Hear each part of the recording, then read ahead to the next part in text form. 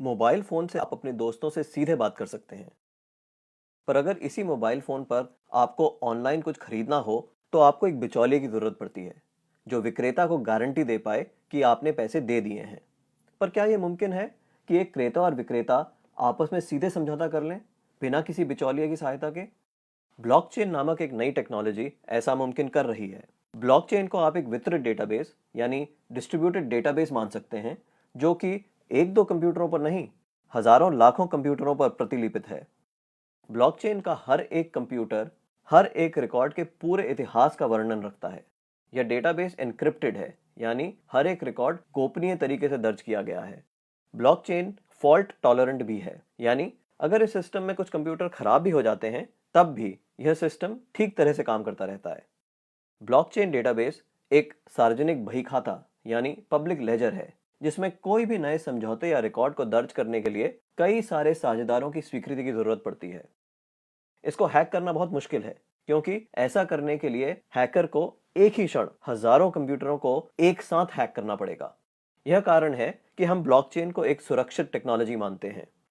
Blockchain का पहला प्रयोग हुआ था 2008 में, जब बिटकॉइन नामक एक डिजिटल मुद्रा का आविष्कार हुआ। बिटकॉइन मुद्रा किसी देश, सरकार या बैंक द्वारा नियंत्रित मुद्रा नहीं है, यह एक डिजिटल मुद्रा है। अधिक जानकारी के लिए आप बिटकॉइन को गूगल कर सकते हैं। केवल मुद्रा या पैसे से संबंधित प्रयोजन के लिए ही नहीं, ब्लॉकचेन का प्रयोग कहीं भी हो सकता है जहां पारंपरिक रूप से विश्वास, भरोसे या गारंटी के लिए एक बिचौलिए की जरूरत है। जैसे वह सभी सौदे जिनकी आज नोटरी पब्लिक या किसी सरकारी संस्था को पुष्टि करनी पड़ती है।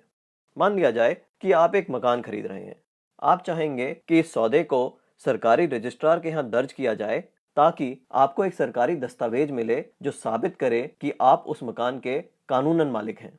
पब्लिक रजिस्ट्रार केवल इस सौदे का एक सबूत दे रहा है, और ऐसी संभावना है कि भविष्य में पब्लिक रजिस्ट्रार का काम ब्लॉकचेन टेक्नोलॉजी कर दे, क्योंकि उसमें दर्ज सौदे की भी उतनी मान्यता होगी जितनी आज रजिस्ट्री सर्टिफिकेट की है।